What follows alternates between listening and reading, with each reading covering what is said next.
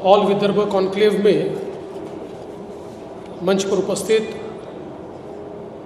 श्री अशोक चांडक जी, जयदीप शाह जी, अभिजीत केळकर जी, chairman Akshay Gulhane जी, अनुपमा लड्डा जी, आशीष बजाज जी, राहुल जी, पंकज मुंद्रा जी, दिनेश राठी जी, श्रीमती स्वरूपा मजलवार जी, दीपक जेठवानी जी, आशीष मुकीम जी, मंचासीन सभी महानुभाव, इस सभागृह में उपस्थित सभी विदर्भ के जिलों से आए हुए चार्टर्ड अकाउंटेंट्स, उपस्थित बहनों और भाइयों, मैं सबसे पहले आपको बहुत बहुत शुभकामनाएं देता हूं। ऑल विदर्भ कॉन्क्लेव के माध्यम से हम सब लोग मिलकर टैक्सेशन के क्षेत्र में जो बदलाव हुए हैं, जो होने वाले हैं, उसको किस प्रकार से हम लोग लोगों तक पहुंचाएंगे, किस प्रकार से उस पर हम काम करेंगे, उसमें क्या डिफ़िकल्टीज़ है, उसको किस प्रकार से दूर करेंगे, ऐसी कई बातों के ऊपर एक मंथन हो, चिंतन हो, और जो इस क्षेत्र में वर्षों से काम कर रहे हैं उनका मार्गदर्शन भी प्राप्त हो, इस दृष्टि से इस कॉन्क्लेव को आयोजित किया गया है। मुझे याद है वो दिन जब हमारे प्रधानमंत्री मोदी जी ने देश भर के चार्टर्ड अकाउंटेंट्स के साथ एक संवाद किया था, और उस समय प्रधानमंत्री जी ने कहा था कि मेरे सिग्नेचर से भी ज़्यादा महत्वपूर्ण चार्टर्ड अकाउंटेंट्स की सिग्नेचर है। तो मैं ऐसा मानता हूं कि देश के सर्वोच्च नेता ने इस चीज़ को अधोरेखित करना, यही अपने आप में इस प्रोफेशन में हम किस प्रकार का कार्य कर रहे हैं हम समझ सकते हैं। और एक बहुत ही महत्वपूर्ण वाक्य रतन टाटा जी का भी है। उन्होंने कहा था कि I employ MBA graduates to run my business, but I employ chartered accountants to teach these MBA graduates how to run the business. मुझे लगता है कि इतने बड़े व्यक्ति ने इस प्रकार की बात को कहना, यही अधोरेखित करता है कि किस प्रकार का कार्य हम लोग करते हैं। और हम जब अकाउंटेंट की बात करते हैं तो अकाउंटेबिलिटी ये उसके साथ जुड़ता है। Accountancy is all about accountability, और हमारे जीवन के किसी भी क्षेत्र में अकाउंटेबिलिटी का होना ये बहुत महत्वपूर्ण है। If there is a government has to be accountable. If there is a person, he has to be accountable. If there is a professional, he has to be accountable. Accountability का होना यही अपने आप में एक प्रकार से समाज को दिशा देता है। When we say that we have to create an order, what is order? Order is all about accountability. When everything in your life is accountable, then life is said to be in order. और इसलिए मुझे लगता है कि एक बहुत महत्वपूर्ण इस प्रकार का काम हम लोग सब करते हैं। और विशेष रूप से भारत जैसे बड़ी ही तेजी से विकसित होने वाली अर्थव्यवस्था में हमारा जो रोल है, हमारी जो रिस्पॉन्सिबिलिटी है, वो अधिक महत्वपूर्ण हुई है। विशेष रूप से हम लोगों ने देखा कि जब से हमने GST स्वीकारा है, GST के बारे में कुछ लोगों का मत अच्छा होगा, किसी का खराब होगा, किसी को लगता होगा इसमें तकलीफ ज़्यादा है, किसी को लगता होगा नहीं इससे सहूलियत हुई है। पर एक चीज़ हम सब लोगों को माननी पड़ेगी कि जब से जीएसटी आया है तब से हम लोग एक टैक्स कंप्लायंट सोसाइटी की ओर अग्रसर हो रहे हैं। और किसी भी देश को अपनी तरक्की के लिए एक टैक्स कंप्लायंट सोसाइटी की आवश्यकता होती है। आज अगर कोई एथिकल बिजनेस करना चाहता है तो उसके लिए एक लेवल प्लेइंग फील्ड होनी चाहिए। एक प्रकार से वो लेवल प्लेइंग फील्ड आज जीएसटी के कारण हमको मिल रही है। उसमें दिक्कतें हैं, लेकिन इस देश में जो हमने तरक्की की उसमें हम लोगों ने अगर कोई बहुत महत्वपूर्ण तरक्की की होगी तो मैं ऐसा मानता हूं कि जीएसटीएन जैसा नेटवर्क हमने तैयार किया। आज अगर जीएसटीएन जैसा नेटवर्क हम खड़ा नहीं करते तो जिस समय जीएसटी आया था उस समय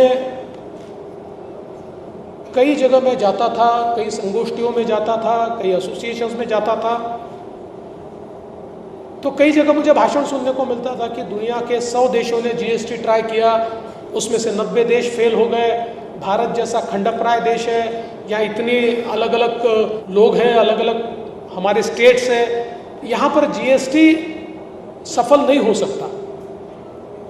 लेकिन जीएसटीएन जैसे नेटवर्क के कारण हम लोगों ने जीएसटी को सफल बनाया। आज we have become a single market. हम लोगों ने स्टेट्स के बीच के बैरियर्स तोड़ दिए और मैं देख रहा हूँ महाराष्ट्र जैसे देश राज्य में आज जो हमारा टैक्स कलेक्शन है वो पिछले 7 सालों में दुगने से ज़्यादा बढ़ा है, मोर देन 2 टाइम्स।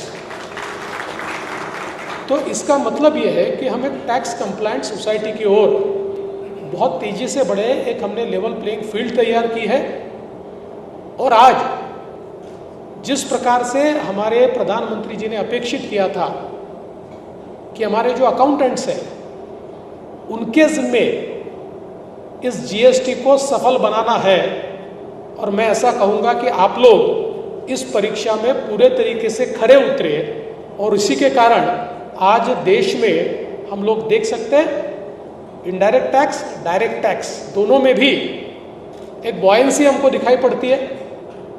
दोनों में भी हम लोगों को एक बहुत बड़ी बढ़ोतरी दिखाई पड़ती है और देश के विकास में इसके कारण एक तेजी आती हुई भी हमको दिखाई पड़ती है। आज जिस प्रकार से हमारी अर्थव्यवस्था बहुत तेजी के साथ आगे बढ़ रही है, we have become 5th largest economy of the world and soon we are going to become the 3rd largest economy of the world. जिस प्रकार से हम लोग आगे बढ़ रहे हैं, we aspire to make India a 5 trillion economy by 2028।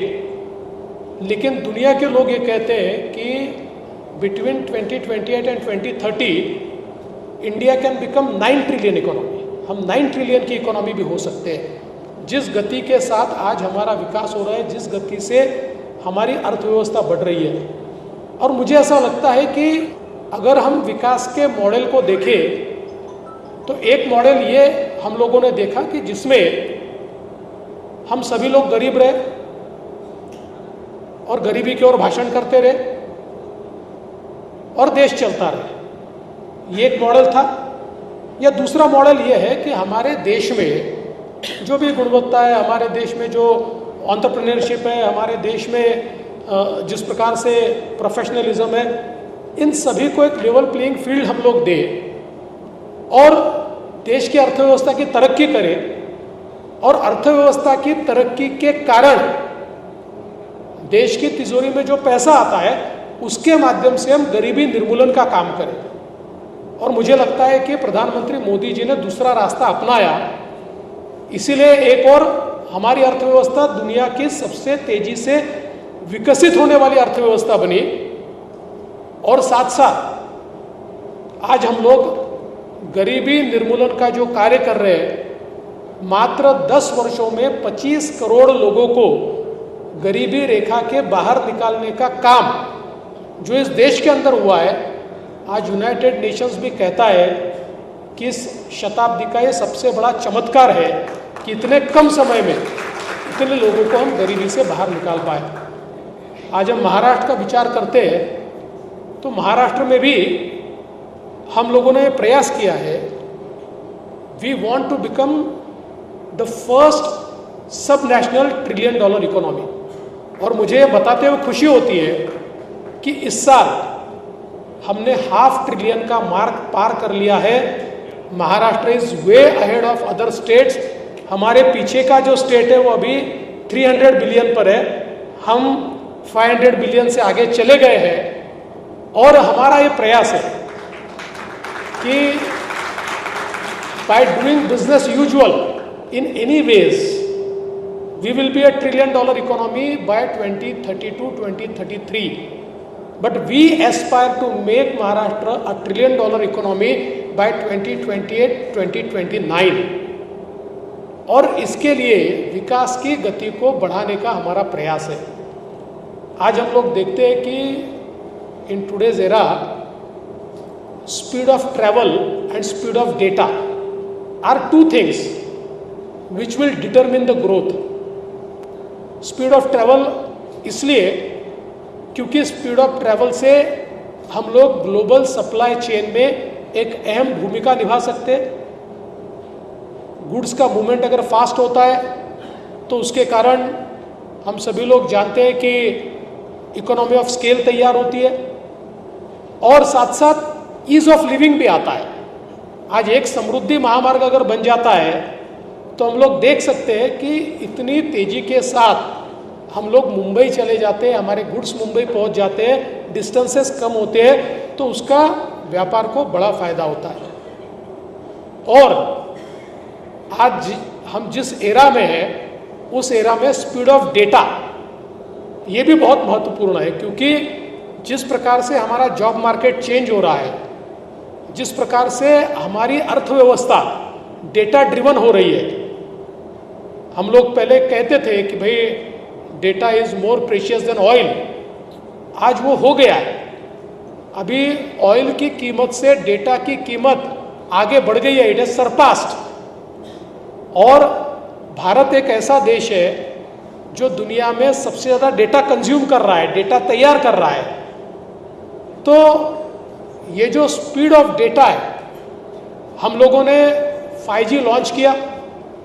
प्रधानमंत्री जी ने 5G जिस समय लॉन्च किया उस समय हमने कहा कि दुनिया के साथ हम 5G लॉन्च कर रहे हैं, लेकिन दुनिया से पहले हमको 6G लॉन्च करना है, क्योंकि आने वाले समय में हम लोग ये समझ रहे हैं कि जिस प्रकार से स्पीड ऑफ डेटा हमारे बिजनेसेस को डिटरमिन करेगा और विशेष रूप से आर्टिफिशियल इंटेलिजेंस के आने के बाद हमारे सबके नेचर ऑफ जॉब्स चेंज हो रहे हैं।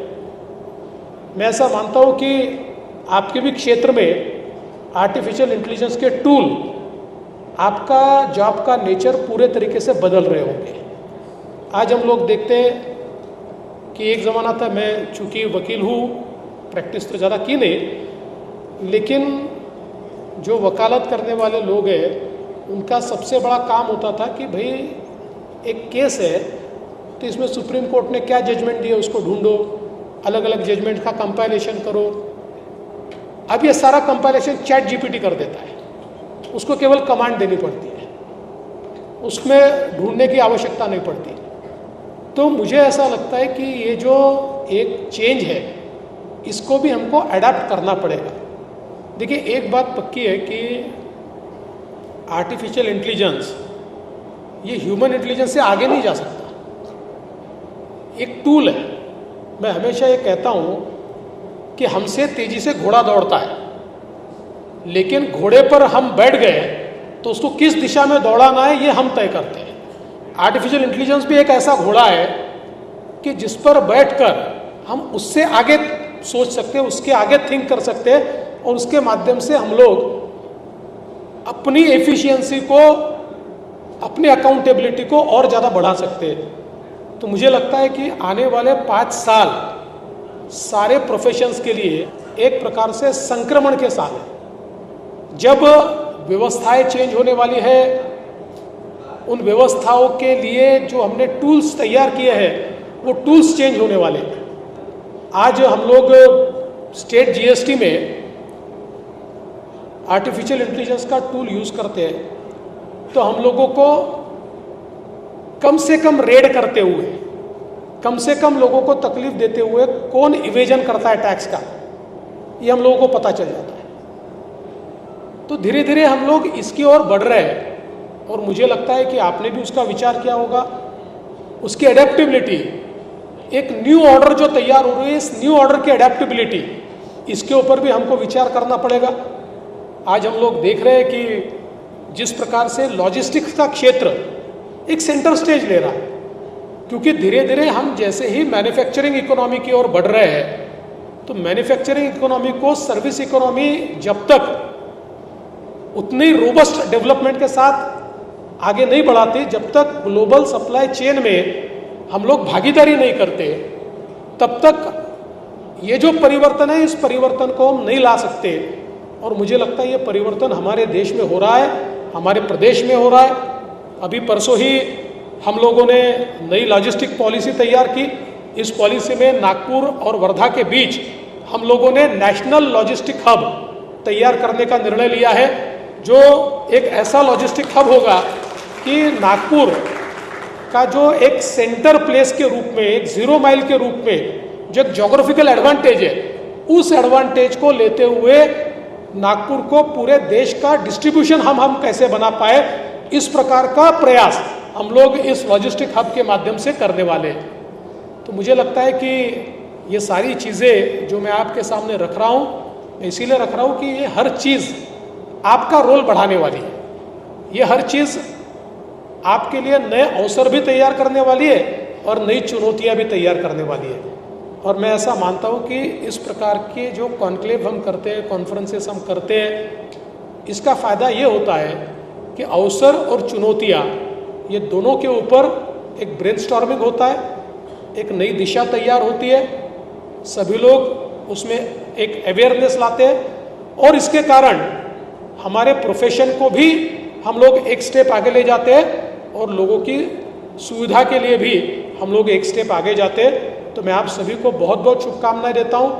आपका मैं मनपूर्वक यहाँ पर आभार भी व्यक्त करता हूँ कि आप लोगों ने इस कार्यक्रम के लिए मुझे बुलाया और मुझे जो मन में था वो मैंने आपके सामने रख दिया है। शायद रेलेवेंट होगा, शायद इररेलेवेंट होगा। जो रेलेवेंट है वो समझ लीजिए, जो इररेलेवेंट है छोड़ दीजिए। बहुत बहुत धन्यवाद।